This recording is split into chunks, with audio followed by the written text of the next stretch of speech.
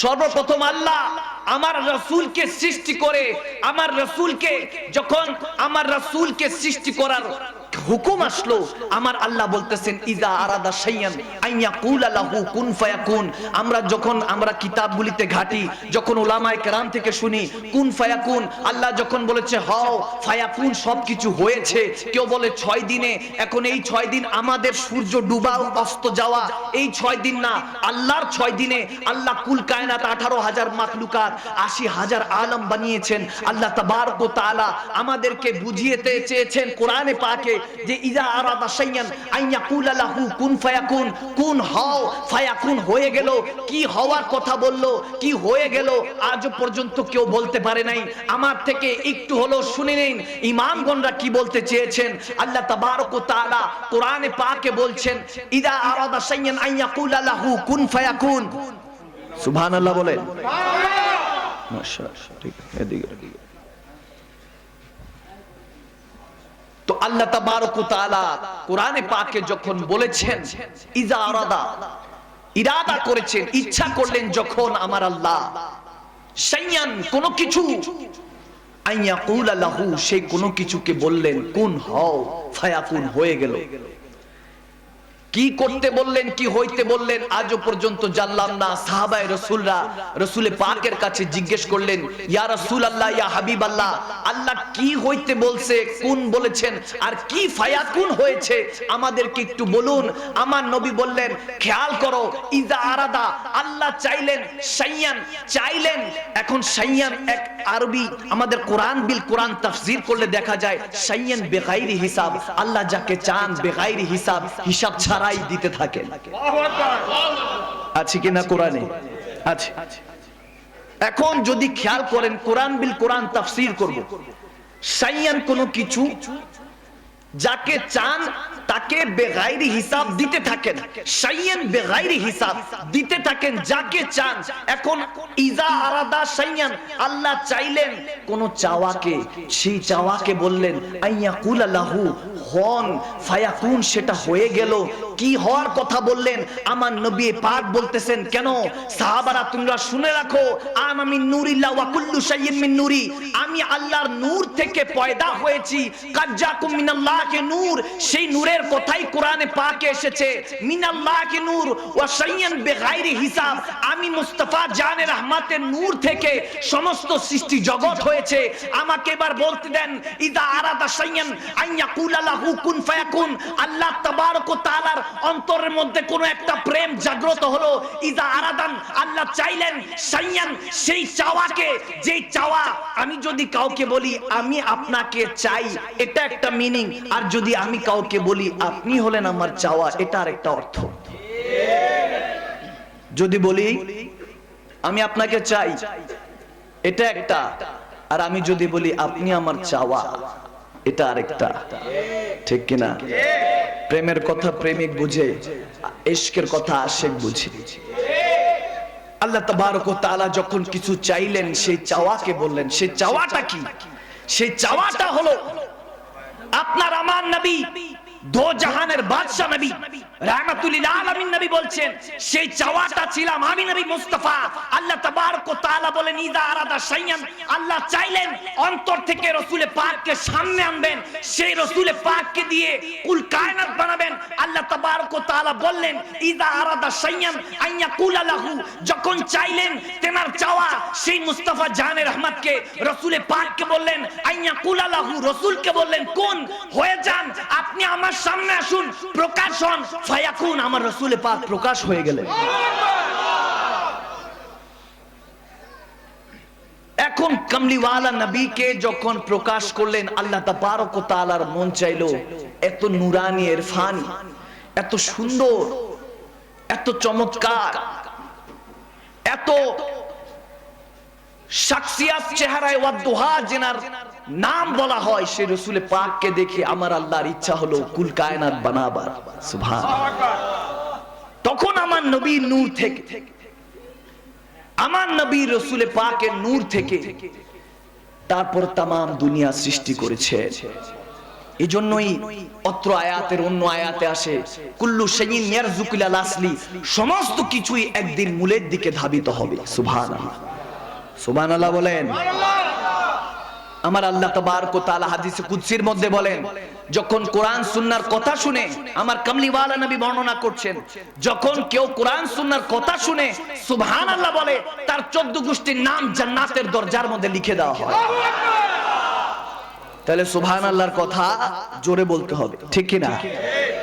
এবার আসুন, আল্লাহ তাবারক ওয়া তাআলা যে কোরআনে পাকে বলেছেন ওয়াত্তাখিযু মিন মাকাম ইব্রাহিম মুসাল্লা, হে বান্দা সেই রাসূলে পাককে চিনতে হবে। তোমাকে 18,000 মাখলুকাতের মধ্যে শ্রেষ্ঠত্ব দেওয়া হয়েছে, তুমি আশরাফুল মাখলুকাত। তুমি একটা কীট পতঙ্গ হতে পারতে, তুমি একটা বিড়াল হতে পারতে, একটা প্রাণী হতে পারতে, ইউ লাইক অ্যানিমেল, যে কোনো পশু হতে পারতেন, নয়তোবা মালাইকা এঞ্জেলস, আপনি ফেরেশতা হতে পারতেন, নয়তোবা ডেভিলস শয়তানও হতে পারতেন, কিন্তু আল্লাহ তাবারক ওয়া তাআলা আপনাকে আমাকে আশরাফুল মাখলুকাত, সৃষ্টির সেরা হিসাবে বানিয়েছেন। এটা শুকরিয়াই তো শেষ করতে পারবেন না বান্দা। এবার আসুন, কতটা ঋণী আল্লাহর কাছে আর একটু শুনেন। সেখানেই শেষ নয়, আপনি যাকে ভালোবাসেন, পছন্দ করেন, তাকে ছোঁয়া তো দূরের কথা, দেখতেও দিবেন না, ঠিক কি না? তাকে ছোঁয়া তো দূরের কথা, দেখতেও দিবেন না। আর আমার আল্লাহ তাবারক ওয়া তাআলা যাকে ভালোবেসেছেন, ওয়া মা আরসালনাকা ইল্লা রাহমাতুল লিল আলামিন, সেই নবীকে উম্মতের জন্য দিয়ে দিয়েছে। তাহলে কেমন খালিক ও মালিক, কেমন খালিক ও মালিকের বান্দা আপনি। গুনাহ করছেন, অন্যান্য নবী রাসূলদের যুগে গুনাহ করলে ধরা খেয়ে যেত। আমার রাহমাতুল লিল আলামিন আসার কারণে, কোরআনের বরকতে, আমার রাসূলে পাক আসার কারণে বান্দা গুনাহ করে, কিন্তু পর্দাটা দিয়ে রাখেন কে? আল্লাহ। চিল্লায় বলুন কে? যে গুনার কথা দেখলে মানুষ সালামও দিত না, যে গুনার কথা জানলে মা বাবা ত্যায্য পুত্র করত, আপনাকে ত্যায্য সন্তান করত, সে গুনাহ খাতার উপরে আমার আল্লাহ তাবারক ওয়া তাআলা পর্দা দিয়ে রেখেছেন। সুবহানাল্লাহ।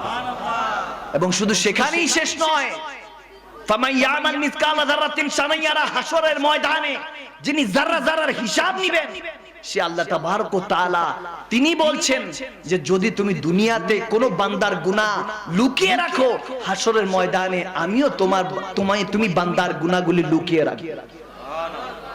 আল্লাহু আকবার।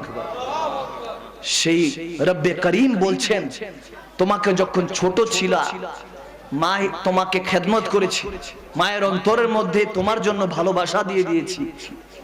সেই সন্তান, সেই শিশু বাচ্চা, তুমি যখন বড় হয়েছো, এখন আলহাজ হয়েছো, মুফতি হয়েছো, মুহাদ্দিস হয়েছো, এলাকার নেতা হয়েছো, প্রাইম মিনিস্টার হয়েছো, হয়তোবা পুরা দুনিয়া তোমার কথা শুনে কত কিছু হয়েছো, কিন্তু বান্দা সফলতা সেখানে নয়। সফলতা হলো তুমি আল্লাহর খাস বান্দা, রাসূলের খাস উম্মত হতে পেরেছো কিনা, ঠিক কিনা? কারণ যা কিছু করবেন এগুলো এই দুনিয়াতে রেখে যেতে হবে, কিচ্ছু নিয়ে যেতে পারবেন না। আপনাদেরকে আমি আল্লাহ তাবারক ওয়া তাআলার সেই ফরমানগুলি স্মরণ করিয়ে দিচ্ছি। এগুলো কোনো নতুন কথা না, এগুলো পুরনো কথা। একদিন পথে দিয়ে হাঁটছেন, হাদিসে বুখারী, হযরতে আমার রাসূল পাক যখন হাঁটছেন, দেখতেছেন কি জানি আজব সুরে ডাকছে, ইয়া রাসূলুল্লাহ মাদাদ কুন, ইয়া হাবিবাল্লাহ মাদাদ কুন, ওগো রাসূল আমাকে সাহায্য করুন। আমার রাসূল দেখলেন কোনো মানুষের আওয়াজ না, কোনো ফেরেশতা না, কোনো মালাইকা না, কোনো জিন্নাত না, কোনো কিছু না, না নাবাতাত না, না শাজারাত না, কোনো কিছুর আওয়াজ না, আজব একটা আওয়াজ কি জানি আমার রাসূলকে ডাকছেন। রাসূল পাক খেয়াল করে দেখলেন যে পিঁপড়ার একটা দল ছটপট করছে, আগুন ধরানো, দেখতেছেন পিঁপড়ার দল আমার রাসূল পাককে ডাকছে, কামলিওয়ালা নবীকে ডাকছেন। মদিনা ওয়ালা দেখলেন আগুন ধরিয়ে দিয়েছে, সাহাবায়ে কেরামদের উপর রাগ হয়ে গেলেন যে কে পিঁপড়াদের উপর আগুন ধরিয়েছে। একজন সাহাবা সারেন্ডার হয়ে গিয়ে বললেন, ইয়া রাসূলুল্লাহ, আপনি এই পথে দিয়ে যাবেন, আপনার যাতে বিঘ্ন না ঘটে, আপনার যাতে কষ্ট না হয়, পিঁপড়ার দল বেশি ছিল, এই জন্য আগুন দিয়েছি যাতে সরে যায়। তখন আমার রাসূলে পাক বললেন, একজন সৃষ্টি হয়ে, একজন মাখলুকাত হয়ে আরেকটা মাখলুকাতের উপর, এক সৃষ্টি হয়ে আরেক সৃষ্টির উপর জুলুম, এটা আল্লাহর দরবারে সবচেয়ে বড় কাহারিয়াত। তুমি এটার জন্য জাহান্নামী হতে পারো, তওবা করো। আর তওবাতুন নাসুহা ওয়া তাওবাতুল ক্বাবলাল মাউত, মৃত্যুর আগে আবার তওবা করো, আবার সাহাবার লিস্টের নাম মুক্ত করো। তখন সেই সাহাবা তওবা করেছেন, আবার ইন্নাল্লাযীনা ইউবায়ুনাকা ইন্নামা ইউবায়ুনাল্লাহ, রাসূল পাকের কাছে বায়াত নিয়ে তওবা করে আবার ক্ষমা চেয়েছেন, এবং সাথে সাথে সেই পিঁপড়াদেরকে পানির ওই আগুনের উপর পানি ঢেলে দিয়েছেন। সুবহানাল্লাহ। তো যেই নবী আমাদেরকে এটা শিখান যে একটা ছোট্ট পিঁপড়ার উপরে আগুন দেওয়া নিষেধ, আমরা সেই মানুষ হয়ে মানুষকে হত্যা করছি। তার মানে সেই আইএমএ জাহেলিয়া যুগ আবার ব্যাক করছে, আবার চলে এসেছে। মানুষ হয়ে মানুষের গীবত করি, চগলখড়ি করি। আমার আল্লাহ বলছেন, ওয়াত্তাখিযু মিন মাকামি ইব্রাহিম মুসাল্লা, তোমার মধ্যে একটা কলব দেওয়া হয়েছে, এটাকে পুত পবিত্র করো। যখন তুমি বাচ্চা ছিলে তখন তুমি আমি আল্লাহকেও চিনতে, ফেরেশতাও দেখতে। সুবহানাল্লাহ। এখন বড় হয়েছো, ওই গোশতের টুকরাটা অন্ধকার হয়ে গিয়েছে, বিধায় আশরাফুল মাখলুকাত কিন্তু দুই কাঁধের ফেরেশতাও দেখো না। ঠিক কিনা বলুন? তাহলে সৃষ্টির সেরা কি ফেরেশতারা? আওয়াজে মনে হয় তেনারা।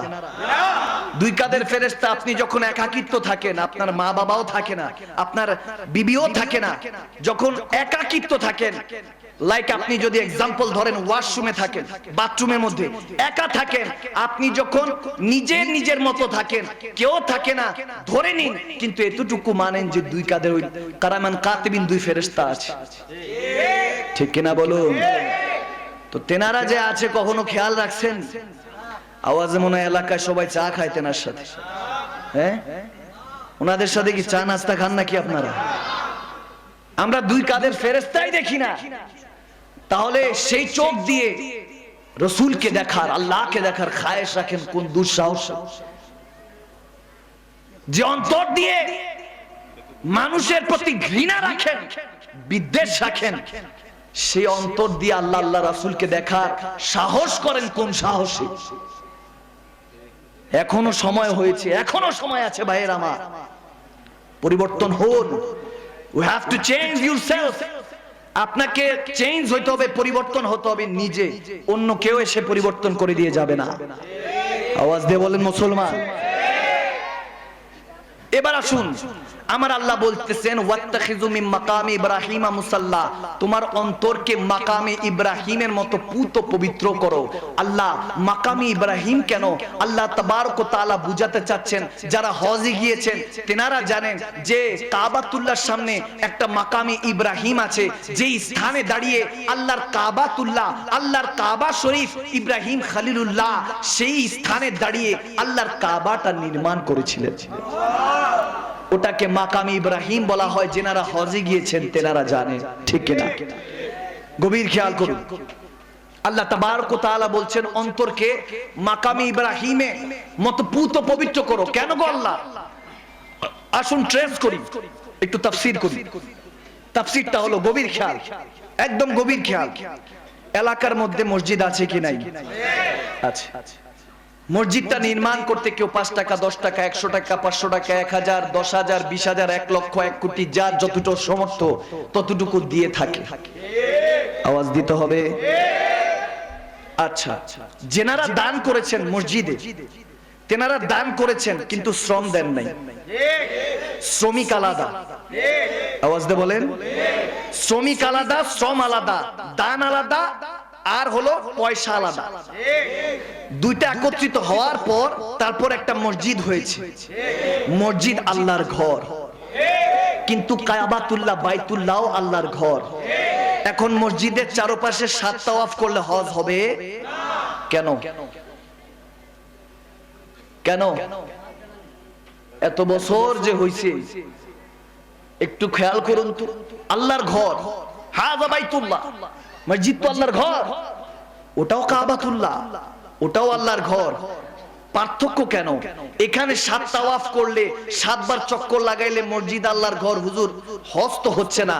ওখানে টাকা খরচ করে কষ্ট করে পরিশ্রম করে যখন যাচ্ছি তারপর আল্লাহর ঘরকে তাওয়াফ করলে হজ হয় কেন? তাহলে শুনুন, আল্লাহ তাবারক ওয়া তাআলা বলছেন, বান্দা তুমি যে মসজিদ বানিয়েছো সেটা তুমি তোমার নিজ ইচ্ছায় বানিয়েছো। আমি আল্লাহ ডিক্লার দিয়েছি পুরো দুনিয়াটাই মসজিদ। যেখানে সেজদা দাও আমি আল্লাহর সেজদা, আকিমুস সালাত লিযিকরি, সে সেজদাটা আদায় হয়ে যাবে। কিন্তু দুনিয়ার মসজিদ, তোমার এলাকার মসজিদ আর আমার মক্কাতুল মুকাররমায় কাবাতুল্লাহ শরীফ, সেই মসজিদ, সেই ঘর আর এই ঘরের মধ্যে পার্থক্য হলো এখানে দান শ্রম আলাদা, কিন্তু সেই ওয়াত্তাখিযু মিন মাকামি ইব্রাহিম মুসাল্লা, যেই স্থানে দাঁড়িয়ে আল্লাহর খলিল, আল্লাহর ইব্রাহিম নবী পয়গম্বর আল্লাহর কাবা তৈরি করেছেন, সেই কাবা শরীফকে যখন ইব্রাহিম খলিলুল্লাহ তৈরি করেছেন, শ্রমও নিজের ছিল, পয়সাও নিজের ছিল।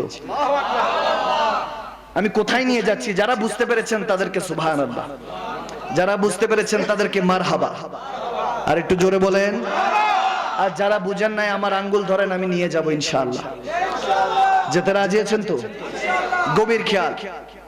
আল্লাহ তাবারক ওয়া তাআলা বলছেন এলাকার মসজিদের মধ্যে 100 জন বা 500 কয়েক হাজার মানুষ মিলে শ্রম এবং পয়সা আলাদা, দান আলাদা এবং তোমার সেই শ্রমিকও আলাদা ভাবে তুমি একটা ঘর বানাও, সেটা মসজিদ হয়, আমি আল্লাহর ঘর হয়, পবিত্র স্থান হয়। কিন্তু কাবাতুল্লাহ দামির জন্য 7 তাওয়াফ করলে হজ হয়, পুত পবিত্র হতে পারবা, জীবনের সমস্ত গুনাহ খাতা মাফ করার সুযোগ আছে। এই জন্য কারণ আল্লাহর কাবা নির্মাণ করার সময় ইব্রাহিম খলিলুল্লাহ নিজের শ্রম ব্যয় করেছেন, নিজের পয়সা ব্যয় করেছেন, নিজের সময় ব্যয় করেছেন, নিজের পরিবারকে ত্যাগ করেছেন। আল্লাহ তাবারক ওয়া তাআলাকে ভালোবেসে মহব্বত নিয়ে আল্লাহর কাবা তৈরি করেছেন। সেই কাবাতুল্লাহর জায়গায় নিজে ইব্রাহিম আলাইহিস সালাম যে জিনিসটাকে লিফট হিসাবে ব্যবহার করেছেন, সেই মাকাম ইব্রাহিমের সেই পাথরটাকে আল্লাহ বলেছেন সেই পাথরের মতো নিজের কলবটাকে পুত পবিত্র করো। অর্থাৎ ইব্রাহিম খলিলুল্লাহর মতো নেক মাকাসাদ নিয়ে, শ্রম দিয়ে, পয়সা দিয়ে নিজের এই দেহটাকে, এই দুনিয়াটাকে সাজাও। তুমি তোমার অবস্থানকে তৈরি করো। যদি অবস্থানকে তৈরি করতে পারো, আমার নবী বলেছেন মান আরাফা নাফসাহু ফাকাদ আরাফা রাব্বাহু, যে নিজেকে চিনেছে সে আল্লাহ তাবারক ওয়া তাআলাকে চিনেছে। এজন্য আমার নবী বলেছেন এইজন্য নিজেকে চিনো। আল্লাহ বলছেন ওয়াত্তাখিযু মিন মাকাম ইব্রাহিম মুসাল্লা, ও বান্দা নিজের অন্তরকে পুত পবিত্র করো, কলবকে পবিত্র করো, পবিত্র করে এরপর যায় নামাজের মধ্যে দাঁড়ায় যাও। এরপর তুমি ওয়াত্তাখিযু মিন মাকাম ইব্রাহিম মুসাল্লা, যায় নামাজ বিছাও, মুসাল্লা বিছাও, নামাজের জন্য দাঁড়িয়ে যাও। যখন মুতাওয়াজ্জিহান ইলা জিহাতি কাবাতি শরীফাতি বা কিবলাতি শরীফাতি আল্লাহু আকবার বলবে, দুনিয়া থেকে হাত তুলে নাও। মা বাবা, আত্মীয় স্বজন, পরিবার পরিজন, তোমার সয় সম্পত্তি, এমনকি তোমার নাসি আজমাইন নিজের জানকেও ছেড়ে দাও। তুমি এবার যায় নামাজের মধ্যে দাঁড়িয়ে যাও। ওয়াত্তাখিযু মিন মাকাম ইব্রাহিম মুসাল্লা, সে অন্তরকে পবিত্র করে এক মুতাওয়াজ্জিহান আল্লাহ তাবারক ওয়া তাআলার খেয়ালে দাঁড়িয়ে যাও। তোমার মনে করো ডানে জান্নাত বামে জাহান্নাম, এখন আর তোমার জন্য রফরফ অপেক্ষা করতে হবে না, তোমাকে রফরফের জন্য অপেক্ষা করতে হবে না, বুরাক লাগবে না, জিবরিল লাগবে না, তোমাকে মসজিদে আকসায় গিয়ে নবী রাসূলদের জন্য অপেক্ষা করতে হবে না, লা মাকানের জন্য তোমাকে এখন আর সিদরাতুল মুনতাহায় অপেক্ষা করতে হবে না। as-সালাতু মিরাজুল মুমিনিন, এখন মুমিনের জন্য নামাজটা মেরাজ হতে যাচ্ছে। ও বান্দা, তুমি ইবাদতে ইলাহির মধ্যে এমন ভাবে ডুব দাও যেভাবে আমার রাসূল পাক শিখিয়েছেন, তেমনি ভাবে ডুব দাও। ওগো রাসূল, আপনি বলুন কিভাবে করতে হবে। আমার রাসূল, সাহাবায়ে রাসূলরা যখন আমার মদিনা ওয়ালাকে জিজ্ঞেস করলেন যে as-সালাতু মিরাজুল মুমিনিন, মুমিনদের জন্য নামাজটা মেরাজ, মুমিন কারা, মা মা'আল মুমিনিন, মুমিন কারা? আমার নবী বলতেছেন আলা লা ঈমানি মাল্লাহ মুহাব্বাতালাহু, তারা মুমিন না যারা আমি নবী মুস্তাফাকে জানের চাইতে বেশি ভালোবাসে না। মি ওয়ালিদিহি ওয়া ওয়ালাদিহি ওয়ান নাসি আজমাইন, তারাই মুমিন যারা আমি নবী মুস্তাফাকে জানের চাইতে কেমন ভালোবাসে, নিজের আওলাদ থেকে, মা বাবা থেকে, সয় সম্পত্তি থেকে, এমনকি নাসি আজমাইন নিজের জানের চাইতে আমি নবী মুস্তাফাকে ভালোবাসে। সেই মুমিন মুসলমান রাসূল প্রেমিকরা যখন যায় নামাজে দাঁড়িয়ে যাবে, আকিমুস সালাত লিযিকরি, ইবাদতে ইলাহির জন্য যখন রওনা দিবেন, ডানে জান্নাত বামে জাহান্নাম সমস্ত কিছু এবার সরতে থাকবে। আপনি এক আল্লাহর দিকে রওনা দিচ্ছেন লা মাকানের উদ্দেশ্যে, তখন মেরাজ হয়ে যাবে। মেরাজ মানে হলো লা মাকান, সেই বান্দা আর ইলাহির মধ্যে আল্লাহর সাথে প্রেমময় মুহূর্ত, সেই নামাজ, সেই সালাত আপনার জন্য আমার জন্য মেরাজ করে দিয়েছেন রাসূলুল্লাহ। আপনি যখন নামাজের মুসাল্লায় দাঁড়িয়ে যাবেন যাবেন, ওয়াত্তাখিযু মিন মাকামি ইব্রাহিমা মুসাল্লা, সমস্ত পর্দা উঠে যাবে, রব্বুল আলামিন আপনার আমার সামনে থাকবে।